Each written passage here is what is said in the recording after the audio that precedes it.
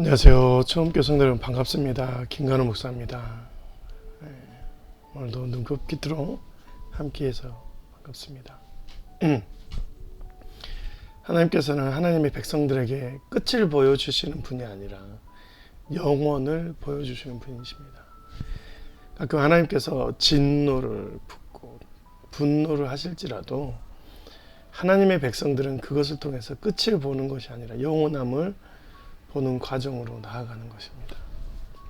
그렇기 때문에 하나님을 통해서 우리가 보는 것은 이 땅에 있는 상황이나 어려움 또 끝을 보는 게 아니라 주님이 함께 하실 그곳 영원함으로 나아가는 것을 목도하는 사람들이 하나님의 백성임을 믿습니다. 오늘도 하나님의 백성다움으로 영원을 꿈꾸며 살아가시는 저와 여러분이 되시기 주님의 이름으로 축원드립니다. 남유다의 그 마지막을 보고 있죠. 오늘은 바벨론이 쳐들어와서 모든 바벨론의 그 상황들이 다 넘어가고 포로가 되고 바벨론이 끌고 간 것들을 25장 상반절에는 기록하고 있어요. 근데 특이한 점이 있습니다. 약간 의아해하는 부분은 어떤 부분이냐면 16절 17절 또 솔로몬이 여호와의 성전을 위하여 만든 두 기둥과 한 바다와 받침들을 가져갔는데 이 모든 기구의 논 무게를 헤아릴 수 없었으니 한 기둥은 높이가 18규빗이요 그 꼭대기 논머리가 있어 높이가 3규빗이요 그 머리에 둘린 그물과 석류가 단옷이라 다른 기둥의 장식과 그물도 이와 같았더라. 좀 우아한 부분인데 원래 이제 금은 특별한 보물만 챙겨가면 좋을 텐데 하나님의 성전을 둔 성전 기구들을 가져갔다라고 얘기를 합니다. 모든 것을 다 챙겨갔어요. 놋 기구, 제사할 때 쓰인 기구들을 챙겨갔다라고 얘기하는 것입니다. 원래 이방신을 섬기는 나라에서는 여기 있는 신전은 부수고 회파하는 게 맞는데 그 신전에 있는 것들, 성전에 있는 것들을 다 챙겨갔다. 하나님의 계획은 이 모든 성전의 기구들을 옮겨서 포로된 땅이지만 그곳에서도 예배를 할 수 있도록 만들어 주신 거예요. 더 나아가서 우리가 보면 바벨론 포로기 때 회당 문화가 형성이 됩니다. 회당 문화가. 이스라엘 땅 성전에서는 예루살렘 땅에 들어와서 성전에 나가서 절기를 지키면서 예배하는 민족들이었는데 이제 그러지 못하니까 회당으로 모이고 이제 멀리 있는 그 사람들이 하나님을 향해서 조아리는 그 모습들을 회복하게 만든 것이죠. 그래서 바벨론의 왕들, 특별히 느부갓네살 왕과 고레스 왕은 하나님의 종으로 불릴 만큼 하나님의 뜻을 따랐던 사람들입니다. 그래서 성전을 재건하거나 성벽을 재건할 때 귀하게 사용했던 왕입니다. 뿐만 아니라 느부갓네살 왕은 그냥 다 끌고 간 것이 아니라 남유다에 남겨놓았다라고 얘기해요. 22절 말씀을 기록 안 해놓네요.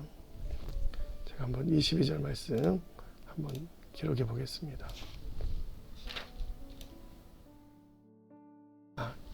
22절 말씀 한번 읽어볼게요. 유다 땅에 머물러 있는 백성은 곧 바벨론 왕 느부갓네살이 남긴 자라. 왕이 사반의 손자 아이감의 아들 그달리아가 관할하게 하였더라. 이렇게 기록하고 있습니다. 그러니까 바벨론 왕은 그냥 다 끌고 간 것이 아니라 유다 땅에 있는 사람들을 남겨놓았다라고 얘기를 하고 있는 거예요.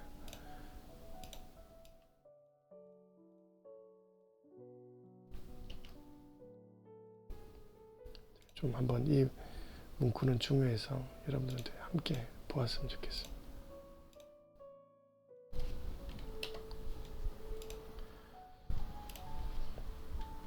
네, 나와 있죠. 네. 유다 땅에 머물러 있는 백성은 곧 바벨론 왕 느부갓네살 왕이 남긴 자라.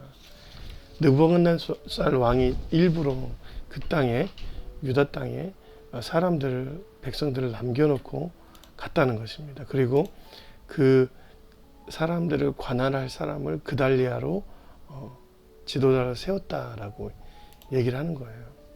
그리고 그달리아가 이제는 바벨론과 적대 관계가 아니라 그들과 평안하자. 그달리아가 그들과 그를 따르는 군사들에게 맹세하이르되 너희는 갈대인을 섬기기를 두려워하지 말고 이 땅에 살며 바벨론 왕을 섬기라. 그리하면 너희가 평안하리라. 네.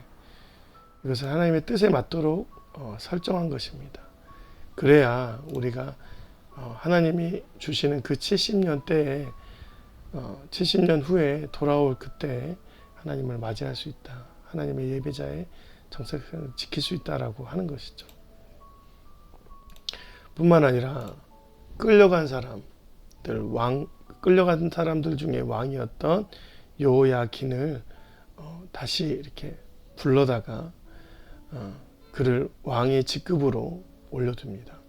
유다의 왕 여호야긴이 사로잡혀 간 지 37년 곧 바벨론 왕의 애월 무로다시 즉위한 원년 12년 12월 그달 27일에 유다의 왕 여호야긴을 옥에서 내놓아 그 머리를 들게 하고 그에게 좋게 말하고 그의 지위를 바벨론에 그와 함께 있는 모든 왕의 지위보다 높이고 그 죄수의 의복을 벗게 하고 그의 일평생에 항상 왕의 앞에서 양식을 먹게 하였고 그가 쓸 것은 날마다 왕에게서 받은 양이 있어서 종신토록 끊어지지 아니하였다.